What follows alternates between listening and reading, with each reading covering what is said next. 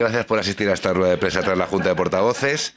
En asuntos que tienen que ver con el pleno de esta semana, informarles que desde el Grupo Parlamentario Popular le vamos a preguntar a la presidenta sobre los objetivos que persigue el Gobierno con el proyecto de ley de mercado abierto. Saben que es una iniciativa cuyas enmiendas a la totalidad y, por lo tanto, el arranque de la tramitación se tendrá lugar en el pleno de esta semana. Una de esas iniciativas que es importante para la dinamización de la economía de nuestra comunidad autónoma, que parte de un principio que es el de la creencia en las comunidades autónomas y que desde las comunidades autónomas podemos hacer más España, ¿no? Al final, es importante que las empresas, allá donde se encuentren, pues puedan operar en cualquier parte del territorio sin las menores trabas burocráticas posibles, ¿no? Y eso es lo que buscamos con esta ley de mercado abierto. Igualmente, al Consejo de Gobierno le vamos a preguntar sobre los tiempos en los pagos a proveedores. Vamos a preguntarle también sobre la puesta en marcha de factoría digital, sobre cuáles están siendo las líneas de actuación y la estrategia frente al COVID en estas finales de esta sexta ola ya que estamos viviendo. Igualmente le vamos a preguntar al Gobierno sobre la posición de la comunidad en lo que tiene que ver con el transporte de mercancías y finalmente sobre las ayudas que se están produciendo tanto a federaciones deportivas como a deportistas en nuestra comunidad. Igualmente, en el pleno de esta semana se debatirá la iniciativa del Grupo Popular, como ya saben ustedes y lo anunciamos hace unas semanas, al no haber habido una posición común de consenso para sacar adelante una declaración institucional sobre la guerra en Ucrania, por las cuestiones que tanto Vox como Podemos pusieron, pues hemos decidido traer una iniciativa a la Asamblea de Madrid para que la Cámara, al menos por mayoría, podamos sacar una posición clara en contra de lo que está siendo esta invasión por parte del régimen de Putin contra Ucrania y su población civil, que es la que más está sufriendo las consecuencias, ¿no?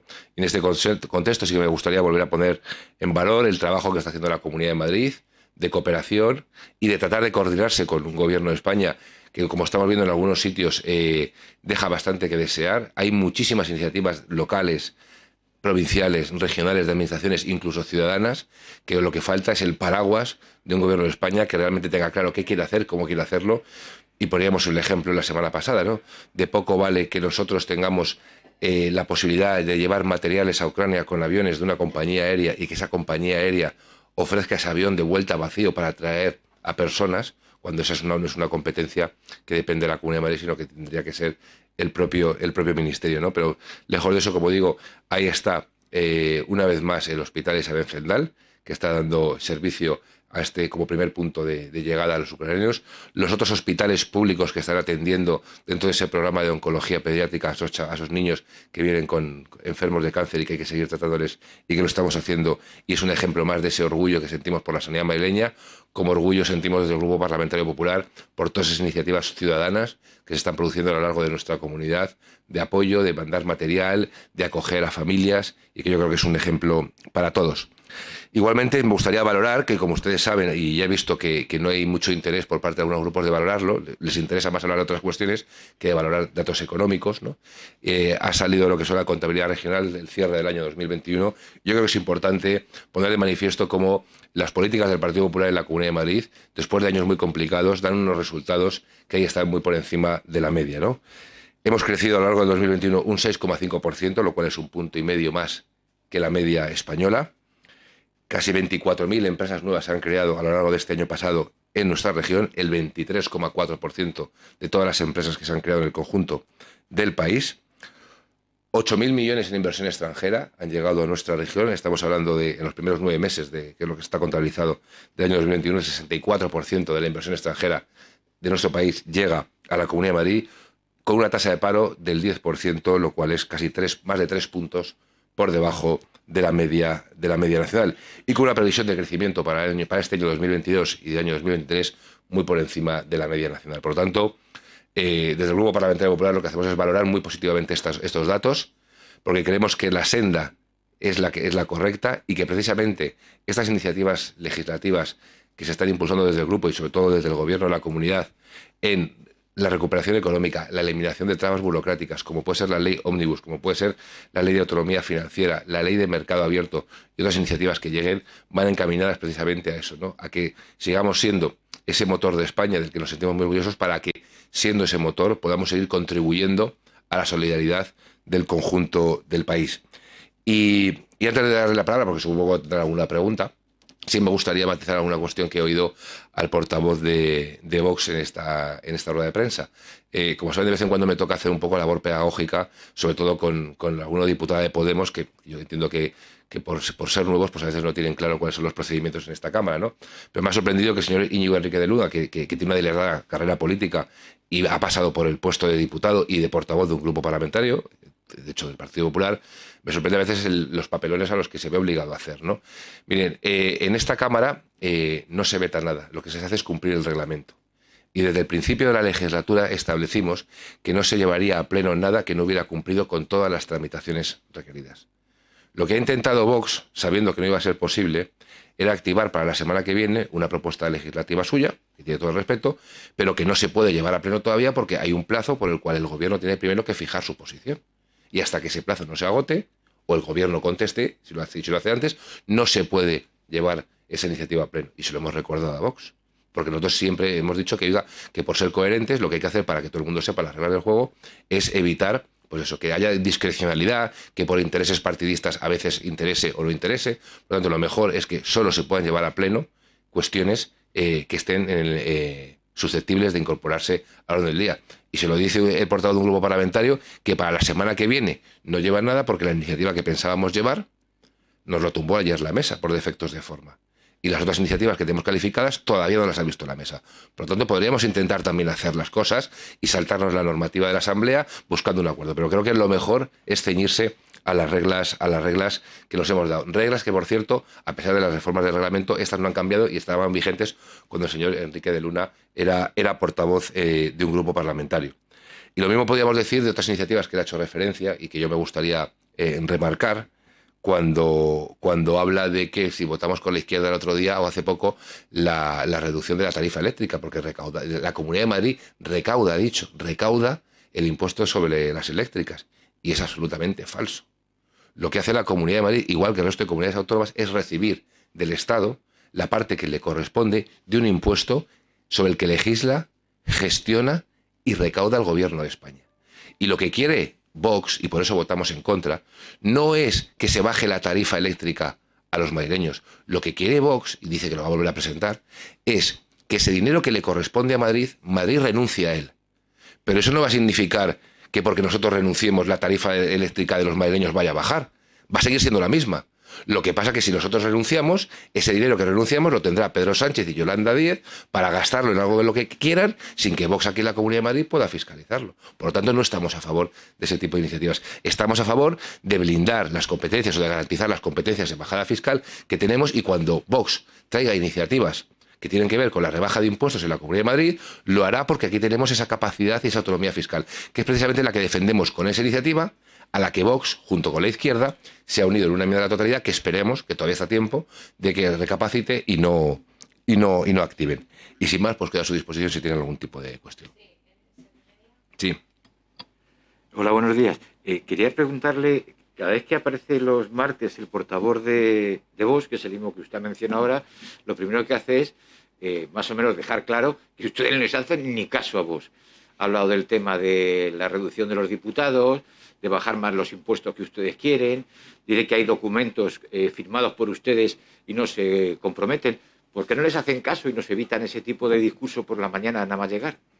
Si les hacemos caso, lo que pasa es que cada uno tiene sus tiempos, ¿no? Y yo respeto los de Vox y supongo que Vox respetará los nuestros. Nosotros estamos, nosotros somos un grupo que cumple con la palabra dada, ¿no? Y efectivamente, como ustedes saben, hay un acuerdo de presentar, y estamos trabajando en ello, y yo creo que se resolverá en los próximos días, en presentar una iniciativa conjunta para que se someta al debate de la Asamblea sobre una reducción del número de diputados en la Asamblea de Madrid. Una reducción que no va a tener un efecto inmediato, porque eso irá a la Comisión de Estatuto y ahí tendremos un debate que supongo que será largo, porque evidentemente toca cuestiones como son las reglas del juego, no sé para Vox, pero para el Partido Popular son muy importantes, y todo lo que tiene que ser normas de juego o el propio Estatuto de Autonomía, que es la máxima norma de nuestra comunidad, pues deben de ser reflexionadas con tiempo y desde luego buscando los más amplios consensos. Y en impuestos, oiga, si nosotros en cuanto a lo que es bajar impuestos, nosotros siempre vamos a estar en esa línea. Si el problema viene por otro lado, el problema viene de aquellos partidos que dicen que quieren bajar impuestos, pero que cuando aquí traemos leyes precisamente para garantizarnos que la comunidad siga bajándolos, se unen a la izquierda, como es lo que ha hecho Vox con esa enmienda a la totalidad. Por lo tanto, nosotros tenemos la máxima coherencia. De hecho, lo que estamos planteando, y la propia presidenta lo ha planteado, es precisamente que haya una bajada de impuestos, por ejemplo, en lo que tiene que ver todo con los suministros de energía, de luz y gas, porque sí el gobierno tiene margen para hacerlo, ¿no? Tiene suficiente margen porque lo estamos viendo. Es decir, en el último mes, la factura de impuestos por la energía, a Hacienda le ha supuesto 250 millones de euros más que el mes anterior. Eso es un dinero con el que el gobierno de España no contaba. Y es gracias precisamente a que al haberse encarecido el precio de la energía, los impuestos aumentan. Por lo tanto, tiene margen el gobierno para bajar los impuestos y incluso, si quiere, mantener la recaudación que tenía prevista en su plan de ingresos. Eso puede hacerlo el gobierno, ¿no? Pero no lo hace, porque evidentemente la izquierda no cree en bajar los impuestos.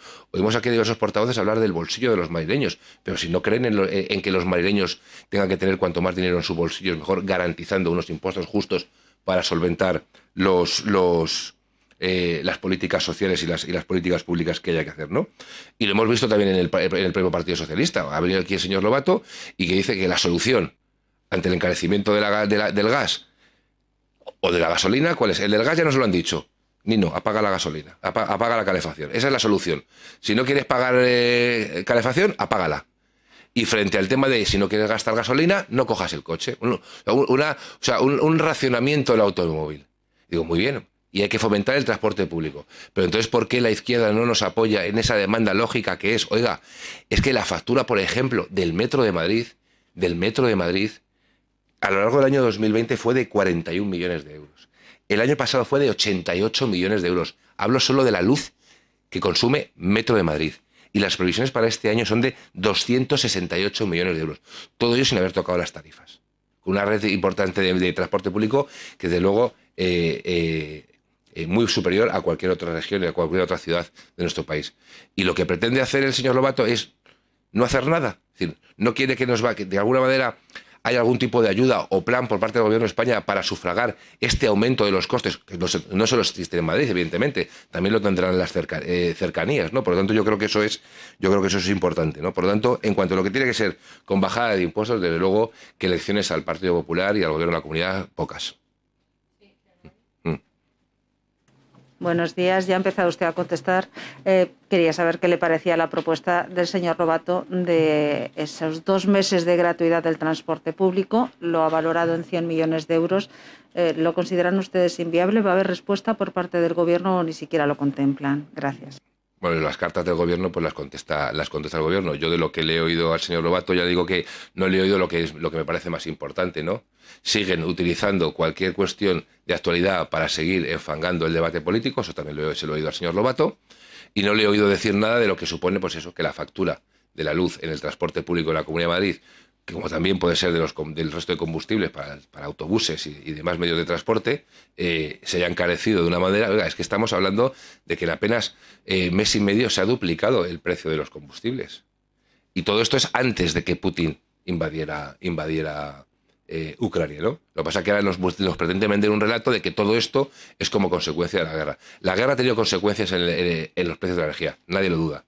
Pero aquí en España, y no hay más que preguntar a los sectores afectados, la gente viene viendo una subida de la inflación, de los costes de la vida, de la cesta de la compra, de los combustibles, de la luz, desde hace bastantes meses, desde antes bastante a lo largo del año 2021. Por lo tanto, lo que me gustaría a mí oír del señor Lobato, por desgracia no le he oído, que es una defensa de los intereses de los madrileños. Como siempre, en ese caso se pone en decanto. Sí, hola, ¿qué tal? Le quería preguntar sobre las 2 alusiones que han hecho 2 grupos a la ley Ómnibus. Por una parte, Vox pidiendo una ampliación para las enmiendas parciales, dada la complejidad de la ley, y por otra parte, Unidas Podemos pidiendo amparo a la mesa para la interrupción de la tramitación por irregularidades, creo que es la palabra que ha empleado la portavoz. Gracias.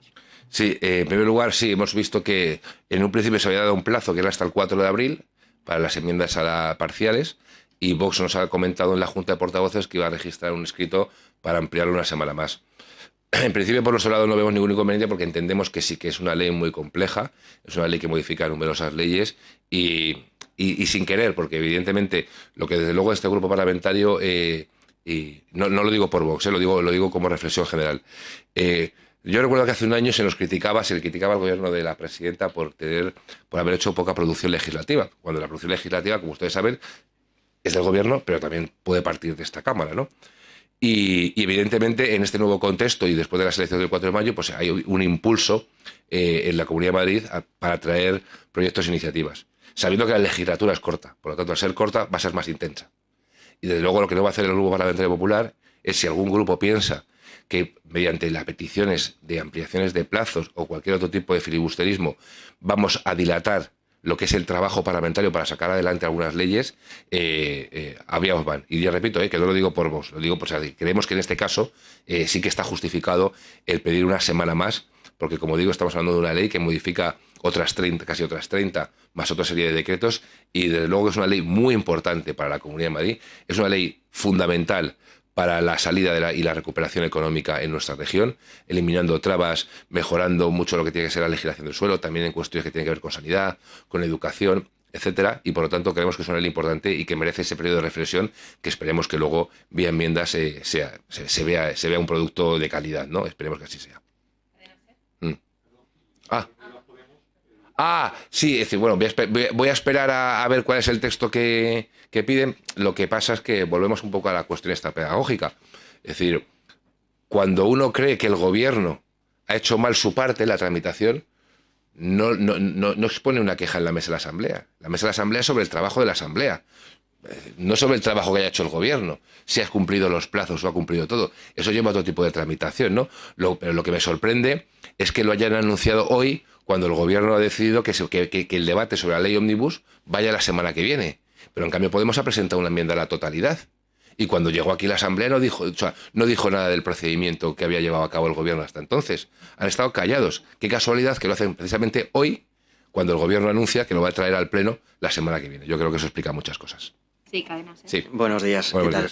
días. Le quería pedir una primera valoración del Partido Popular sobre la imputación de la alcaldesa de Arroyomolinos, Ana Millán, por presuntas adjudicaciones a empresas de la Púnica. Y por otro lado, también preguntarle por la noticia que hemos conocido hoy de que la Comunidad de Madrid ocultará 1 de cada 5 positivos en la sexta ola de la pandemia. En cuanto a la alcaldesa de Arroyomolinos, pues el máximo de los respetos a los procedimientos judiciales. No es el primero, hemos visto otros que afectan a otros partidos y que parecía que aquí no pasa nada, por lo tanto entiendo que no habrá más debate al respecto, simplemente por el hecho de que sea el Partido Popular, y desde luego que por parte de mi grupo y en mi caso, la máxima confianza en la alcaldesa de Arroyomolinos. Y en cuanto a la cuestión de lo de los positivos, ¿no? A ver, estamos hablando de que los autotest, como ustedes saben, se establecieron como una herramienta ante casos de sospecha personal en cuanto a lo que puede ser un contagio. Y como bien saben ustedes, incluso la propia Unión Europea no contabiliza los autotest dentro de lo que son las incidencias acumuladas y los positivos cuando reúne la información de todos los Estados miembros, ¿no? Y por lo tanto yo entiendo que puede haber algún tipo de divergencia a la hora de saber cuál debe ser el criterio o no, ¿no? Lo que no ha hecho el gobierno en ningún caso es ocultarlo, porque lo que ha hecho ha sido contestar una pregunta en transparencia. Hay otros gobiernos, como el de España, que en transparencia lo tienen prácticamente cerrado, y lo cerraron durante la pandemia. Aquí, fíjense si no hay interés en esconder nada, que es una respuesta a una pregunta vía portal de transparencia. En cualquier caso, estamos hablando de los positivos por autotest en la sexta ola, con la variante Omicron, que como saben ustedes era muy contagiosa, pero en un momento en el que había una gran parte de la población vacunada, y como ustedes saben, lo que entonces era importante no era la incidencia acumulada o los contagios, sino que era los fallecidos o sobre todo la presión hospitalaria. Eso era lo relevante a la hora de ver la evolución de esta sexta ola en Madrid y del conjunto de España. De todas maneras, es decir, cuando aquí en España y relacionado con el COVID se habla de ocultación, no se habla de la Comunidad de Madrid, se habla de que por qué, y seguimos sin tener una explicación, durante muchos meses, el Gobierno de España ocultó el número de fallecidos. Y parece que hay algunos a los que esos no le dan la importancia que realmente creemos nosotros que sí que tiene. Sí, señorías, gracias. Primero, efectivamente, felicitarles por los buenos datos económicos que se acaban de conocer. Parece que la Comunidad de Madrid efectivamente vuelve a ser un referente. Dicho eso, ustedes gobiernan en la Comunidad de Madrid gracias a Vox. Y recientemente hemos conocido un pacto de Vox con el Partido Popular en Castilla y León que ha recibido todo tipo de crítica. El presidente de gobierno ha llegado a calificarlo como que ponía en peligro nuestra democracia. ¿Qué opina usted de que el Partido Popular, el Partido Socialista, que ha pactado con todos los enemigos de España, que ha pactado con Bildu, quieran dar elecciones por su pacto en Castilla y León con la formación de Santiago Abascal? Gracias. Bueno, en su pregunta va mi respuesta, ya se lo adelanto. Es decir, mire, nosotros siempre hemos dicho que nos parecía muy sorprendente que nadie pusiera ningún problema ni cuestionara que el Partido Socialista gobernara con lo que está a su izquierda. Y que, por lo tanto, desde ese mismo momento entendíamos que nadie podría poner ningún problema ni ninguna crítica a que el Partido Popular pudiera llegar a acuerdos con quien está a su izquierda o a su derecha. Y desde luego, lo dijo la presidenta y yo lo reitero, nosotros hemos elegido llegar a acuerdos con el partido en el que milita Ortega Lara. Y el Partido Socialista se sustenta en el gobierno de España y aprueba presupuestos gracias a los herederos de quienes secuestraron a Ortega Lara. Y cada uno elige sus socios. Y desde luego lo que yo no voy a hacer nunca, evidentemente, es comparar a un partido democrático como Vox con Bildu. Porque no solo es Bildu. Estamos hablando de que tenemos un gobierno de España que vive y pervive sostenido por independentistas, por golpistas o por partidos como Podemos, con orígenes de financiación bastante dudosos, y que vemos todos los días cómo se cuestiona los principios fundamentales de nuestro régimen democrático. Tenemos un gobierno en España que a día de hoy, con la crisis que tenemos en Ucrania, decide una parte del gobierno que no está de acuerdo en aumentar el presupuesto de defensa, que lo acaba de decir la señora Yolanda Díaz. Entonces, ¿a qué parte del gobierno hacemos caso? ¿Quién manda en ese gobierno? O sea, quien tiene que asumir las responsabilidades de ser un socio fiable de la OTAN y se nos obliga y se nos invita, o se supone que tenemos que contribuir con una mayor inversión en defensa, no solo para defender a la sociedad occidental o defendernos como Unión Europea y como OTAN, sino también por cuestiones que tienen que ver como país, pero tenemos a una parte de ese gobierno que lo que hace precisamente es limitar que nosotros como país podamos defendernos de regímenes como el de Putin. Por lo tanto, ¿quién es amigo de Putin en este caso? Pues yo creo que eso es una cuestión que hay que resolver.